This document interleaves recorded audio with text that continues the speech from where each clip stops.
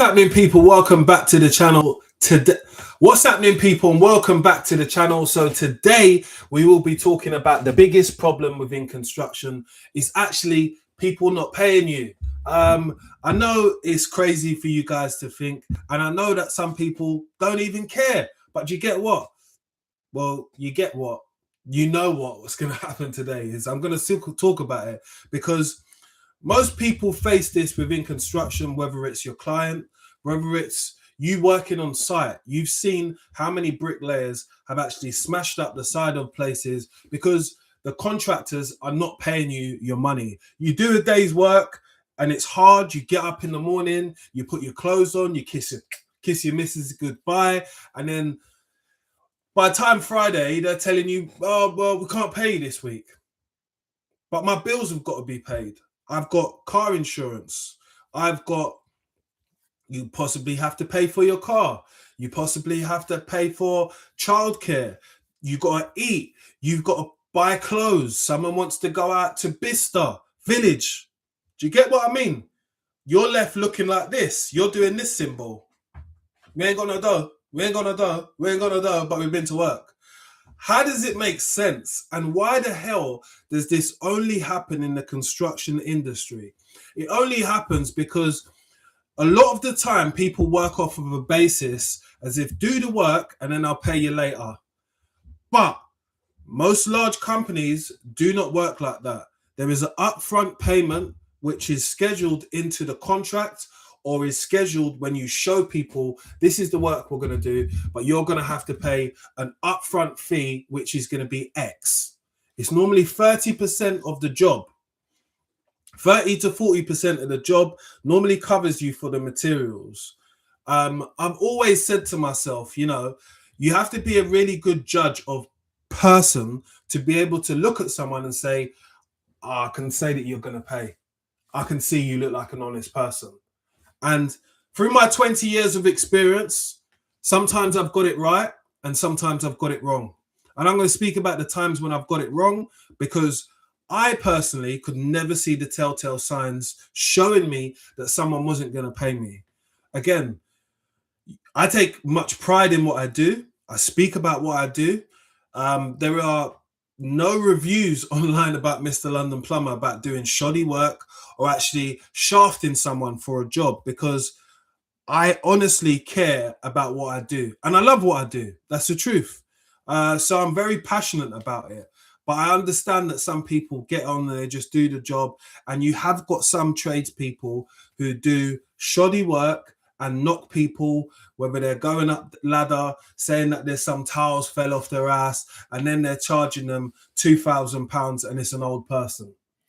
I don't agree with any of those people who do that, but you'll always have bad apples in a bunch. It spoils it for everybody else, and it doesn't give genuineness.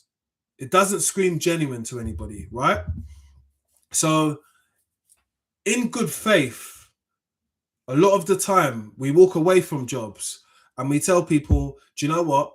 You can pay us in a minute. I'm going to send you the details. I'm going to do this. I'm going to do that. I understand a day's grace is more than understandable, right? Because people are busy. I've had days when people have asked me, I'm a content creator. I need you to create this content for me, blah, blah, blah, blah. I can't do it right this second just because the sheer fact is I'm busy, I'm working. When I get a chance, I'll film it for you, I'll send it over for you, and hopefully we can wrap it up and go back and forward from there. But that's me being open and honest with people because one thing I've understood about being a business owner is being upfront and saying how things are always works best. You do the same with customers. You ask them to do the same with you. And if you can be flexible to be able to meet their demands, you now have started a relationship in a fair way. You know, that's not the way I do it with everyone. I do ask people for the money up front, and I will ask people to give a deposit. That's understandable. You're asking for my time, and I'm trusting you to be able to make the payment. And that's the only thing I'm going to be talking about here. I know some people like to say, oh, but they done a shit job and stuff like that. The quality of the job, I cannot guarantee for someone else. Or I can't say that, you know, because you paid this, you're going to get this. If you pay low money, I do think in my eyes that sometimes you're going to get a low quality of service. Just goes hand in hand. There is always a certain level how much people should be paying. And there's loads of scales online for anyone to see what you should be paying for a generic job. I make many posts on my Instagram, which is stating the day rate from last year to this year to that to this, how much something costs, a bundle of copper, how much it costs from 2019 to the present date today. Prices fluctuate. So that's why I say being upfront about what you're giving and the service, what you're providing, always helps. Because there was a time when I used to be quite nervous to be able to discuss the price with a customer. And then I'm thinking about ways how I can make it cheaper so it sounds better for them.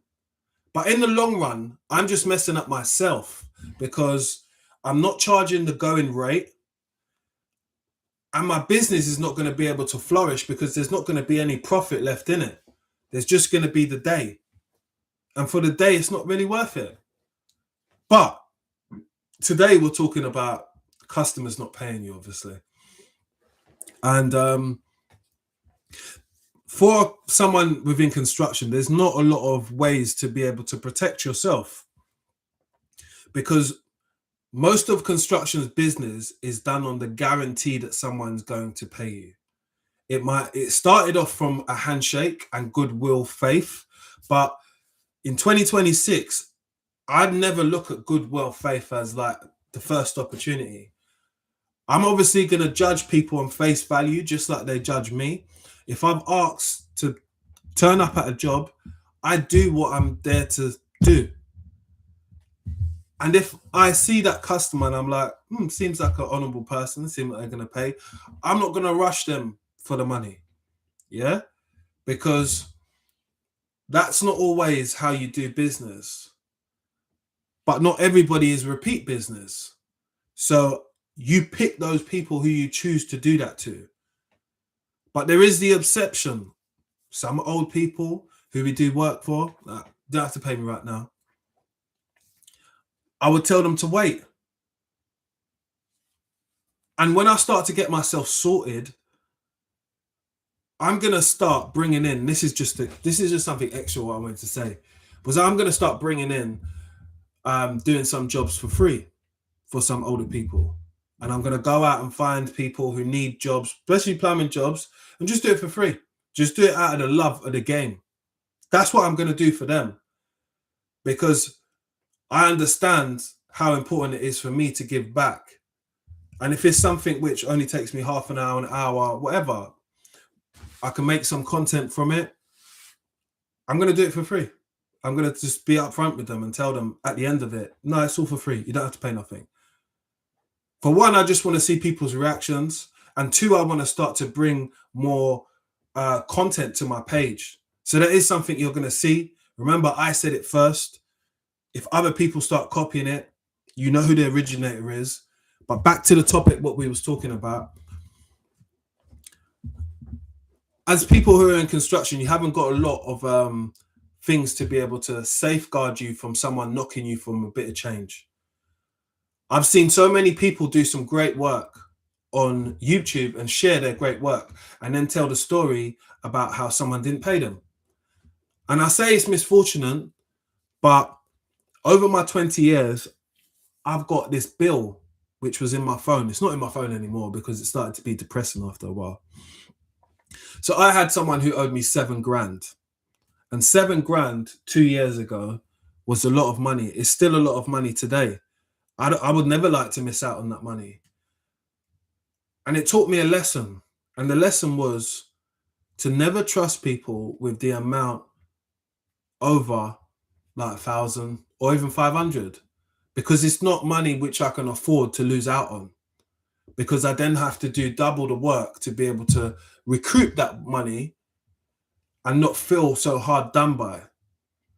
I'm a Taurus by my star sign. I like money. So I get annoyed when people don't pay me my money. It's just that simple. And I try to be as professional as I can, but I'm a person, period. You know, the amount of times that I've been to work and I've had a girlfriend, they've wanted to go out or do something, and I've got to scratch my head and say, like, I just can't take you out this week. And then get into the awkward situation and explain it to them. I don't understand how you've been to work and they've not paid you. Well, my line of work isn't the same as yours. And because sometimes it's high cash flow, people have ulterior motives. I'm not saying that I've had loads of customers that's not paid me. Over my span, I've probably had a handful. Handful's 5 people. But those 5 lessons was enough to teach me to myself to be like, do you know what? There might be a better procedure on the way I'm approaching payments, dealing with payments, and talking about it up front. Because it's something that would be my third question to any new client or customer. Are you okay with paying X? Because this is how much it's roughly going to be.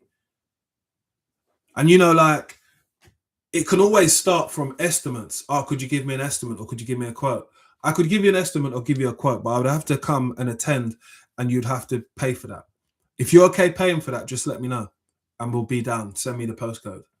Oh, no, I didn't know I have to pay for it. Well, I just can't do it for free, can I? And then you go back into this back and forward, but sometimes people feel that you're being awkward or unnecessary. But it's a business, so no business can be running at a cost of freeness. Nothing works like that. So at times you get into this frustration with yourself and others because you want to try and make sure that you're representing yourself properly. You know, like I said to you at the beginning of this video, I'm very proud of being a plumber. I hope that I keep the plumbing culture like as a good representative of how to do business. I don't tell people to knock people. I don't tell people to do shoddy work. When you look at something, and I'll say this, when I've been a plumbing lecturer, I've looked at students' works and I've said to them, what would you pay for that? Let me say it again. What would you pay for that? You feel it's worth tenner. You feel that's worth 100 quid. You could do a lot better, innit? And that's me telling someone about their standard of work. Increase your standard of work so it becomes viable by others. So carrying that level of standard of work requires X amount of payment. So people should understand that.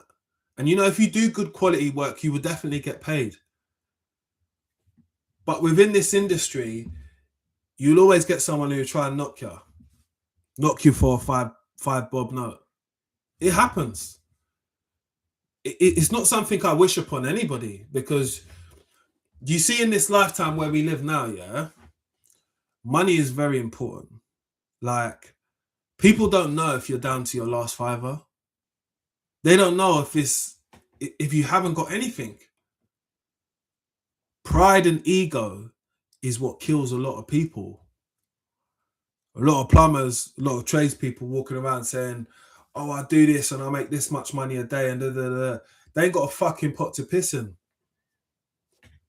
Sorry, just say how it is. Most of them are living from credit cards. Most of them are doing stuff up their nose, and that's where most of their money goes. Drinking energy drinks, living an unhealthy life. It will get you agitated when someone doesn't pay you, innit? You would flip the script so quick. I have been told about ways how you can protect yourself, in a sense of, you know, like, let's say someone does a bathroom for someone and it's 10 grand. They don't pay you at all. You shouldn't be doing that. But anyway, let's say that does happen hypothetically. Yeah. As long as you got some type of contract with that customer, yeah, you can actually go to somewhere like don't pay, they'll take away, you know, that bailiffs and stuff like that. You can go to them and sell the debt to them. Or you can go to another thing, which is something Moneyway, which you can go to online. So you can go to Moneyway online, and Moneyway can collect that debt or do it through the courts, right? A county court judgment against people. They can do that.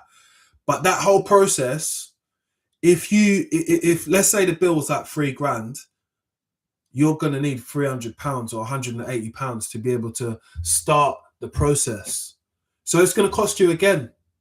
So either way you look at it, yeah, left to right, you're out of pocket. And being out of pocket is definitely not nowhere where anybody wants to be who's trying to have a progressional business. And I see it time and time again. I see it with some of my friends when they say to me, oh, this person didn't pay me. Oh, okay, so what have you got in writing? Oh, nothing. Well, there's nothing to talk about, isn't it? Because they could say you're chatting shit and you could say they're chatting shit. Who is chatting shit? We don't know. But I make these videos for other tradespeople to kind of like learn about these things which go on within our industry, which we just don't have a lot of control over. And it might be some of the reason why there's less tradespeople now and then. Because we've got no legs to stand on. We've got not a right way how to be able to collect the money which we've worked for. I know it sounds crazy, but it's just a reality. And it's not a reality that I want to see a lot of people in, because you see mental health and you're stressed, yeah?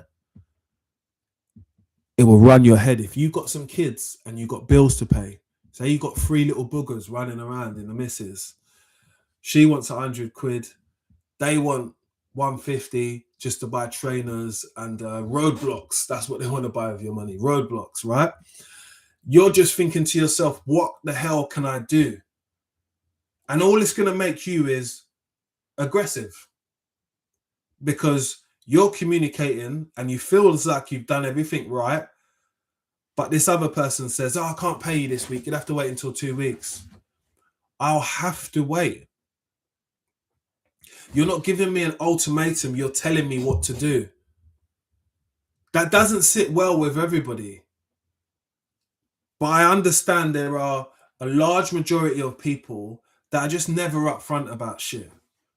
And I guess sometimes when you're trying to understand someone by looking at them, by seeing if they're an honest person, you could get that wrong. Like I've been in this industry for 21 years. I've got it wrong at least 5 times. It can happen to the best of us. That's the truth. Like, I've seen it happen to people, and they've called me, and don't get me wrong, I wanted to be on their side. But because I've had the lesson taught to me 5 times over, I have to tell them what I would have told myself, what I hope that someone else would have told them, which is, did you do this? Have you got any proof of it? Why are you having your conversations on the phone and not having them on WhatsApp, so you can keep the conversations and show them that, hold on, you said this and I said that. This is what we agreed on. Do you not have anything in writing?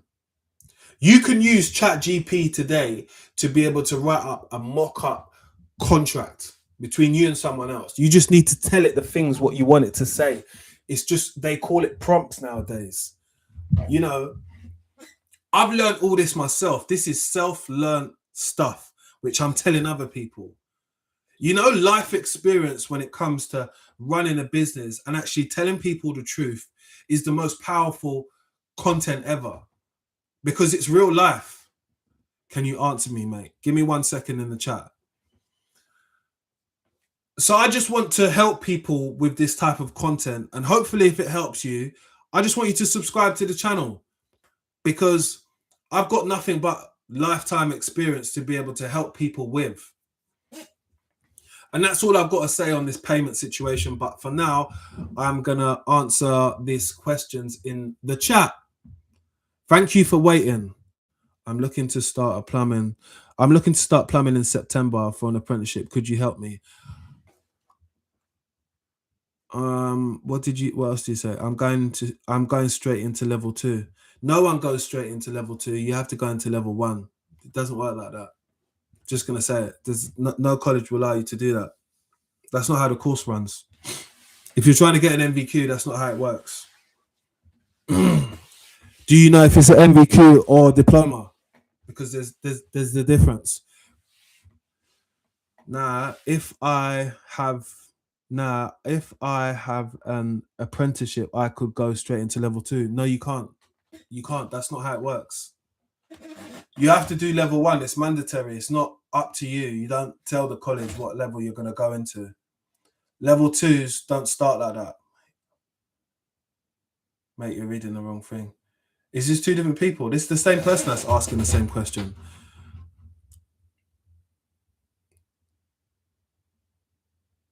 You told me you're going into level 1. Are you going to level 1 or going to level? You said I'm going straight into level 2.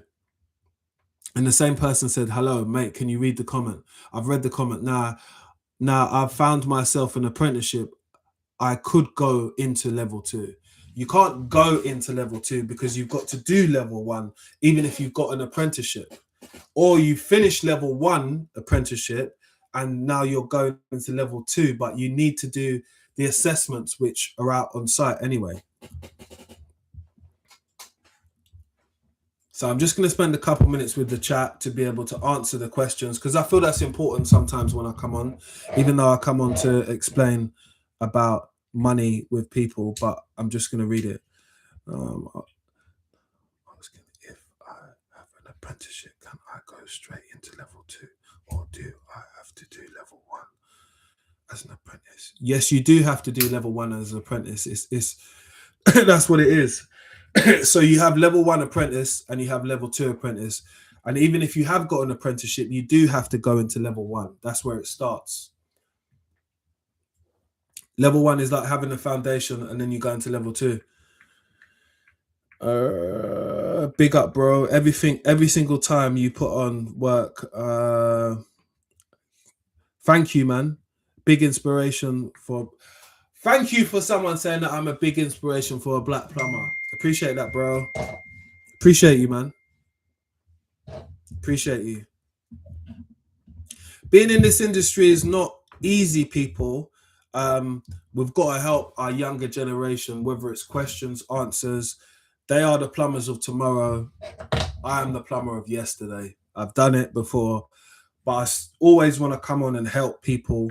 No question is silly to ask me, because I don't even know all the answers. And if I do know some answers, I always tell people, information is free when we're online. Just remember that. So if anyone's got any other questions,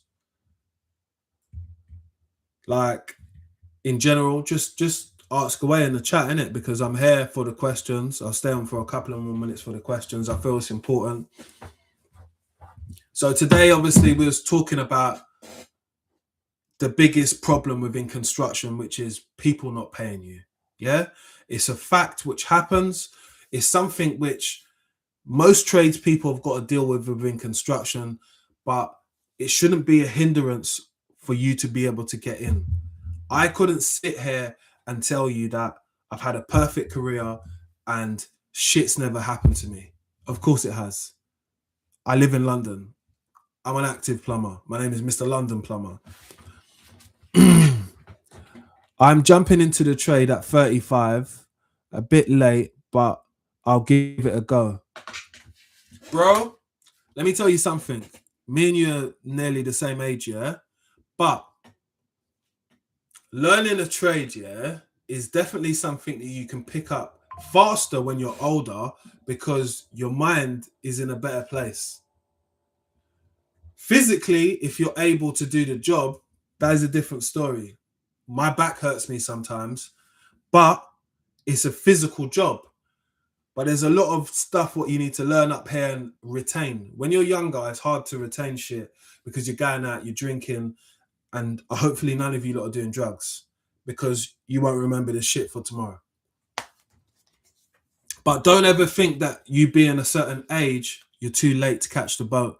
At the end of the day, if it's something that you're passionate about, something which you have interest in, plumbing has got so many different angles to it.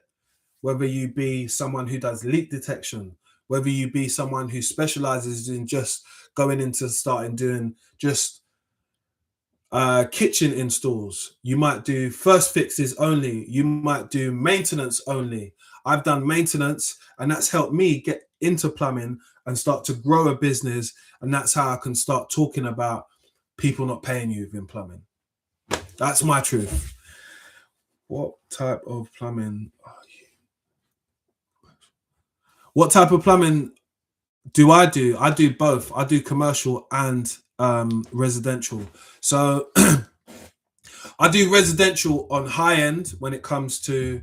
So I work in Mayfair, Chelsea, Knightsbridge, but I started in working in areas in North London, Edmonton. That was where my first apprenticeship was, and we used to do a university. So I worked with big boilers and stuff like that. We used to do a lot of refurbs and stuff like that for office blocks and stuff like that. That was with a company called Claremore Mechanical Services. They're still around today. Good, really good people. I had a really good mentor. Having a good mentor when you start plumbing is very important. Having someone who you can follow and learn things off of and ask questions. No question is a stupid question. Believe me. And if anybody tells you that they're stupid questions, they just expect you to know everything when you come out the wound. You need to leave them people alone, because they don't even want to answer questions or help you. My personal opinion. Bro, do a video on pricing, please. Okay, no worries. I will do. I'll do a video on pricing. Prices fluctuate within plumbing, you know, but I can do a video on pricing, how much things roughly should cost to install a radiator, the cost of pipe now, because I most recently, if any of you do follow me on my Instagram, I've been doing a few reels where I put up prices of how much plumbing equipment costs. Let's say like a bundle of copper pipe, how much it costs from 2019 to 2026. The prices obviously went up, and day rates and stuff like that. So that is on my page as well, and how much plumbers should be getting from last 5 years to today. I've actually got that as a reel, but I actually make that into a long video. It's not a problem. Appreciate you giving me the alley-oop for that one. So I'll do one on pricing. But when I do it on pricing, it's only going to situate around London prices. London prices are a lot higher than the outside places. You know, if you go to Kent, Bromley, places like that, people do jobs on the low, innit? You might even find someone to do a job for £40. I don't know. I'm not from there. You should you charge customers for going to plumb in? Should you charge customers for going to plumbers? Should you charge customers for what? Plumbing materials. Yeah, of course you should. Because when you go and get materials for customers, right, it costs you to go to the shop. There is no petrol what's for free. There is no diesel what's for free.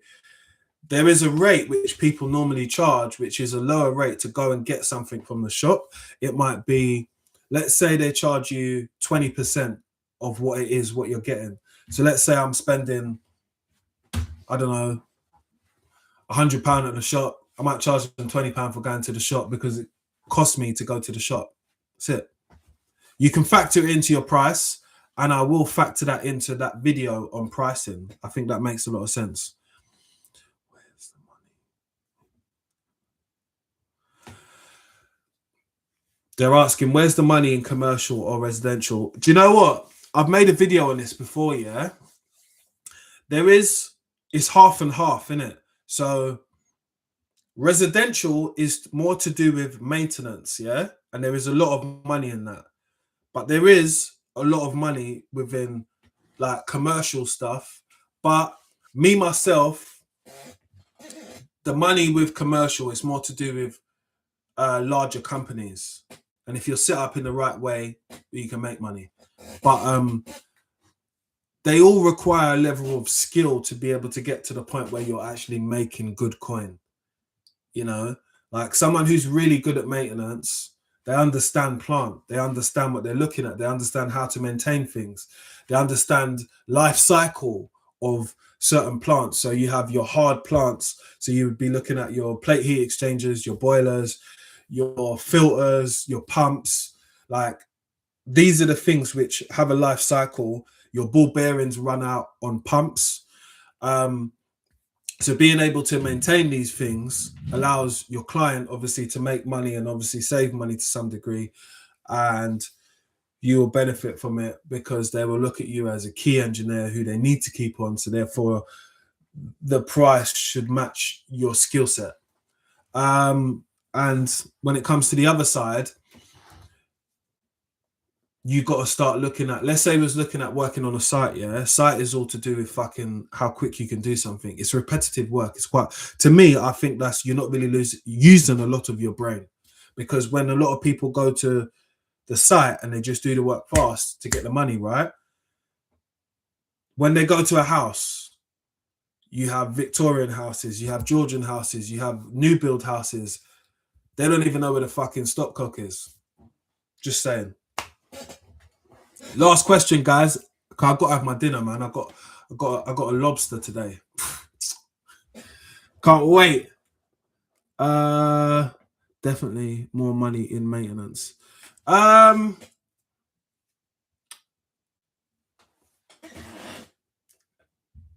Is there definitely more money in maintenance? Be honest now. Me personally, I would say so. I would say there's more money in maintenance because you've got a longer longevity of working. You're not busting out your back.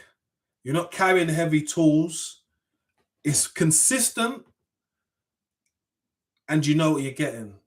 When it comes to, like, obviously going to, like, on site and stuff like that, on site and doing that type of work, you're chasing the postcode. Just remember I said that, because wherever they want to pump money into, let's say we got a site here, we need to get it finished by a date. We're going to flood it with guys. So there's only going to be like 4, 5, 6 weeks worth of good money there. The rest of the time is going to drop down. Maintenance is going to be quite consistent. That's why you see some people in maintenance that drive nice cars.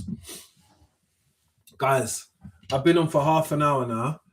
I told you I've got my lobster, got to season it up, and I can't wait. So I've got to jump off. I appreciate all of you guys for coming on. We're going to be doing a pricing video very soon. I'm going to try and take a recommendation from 2 or 3 people and do videos on what you want to see more of.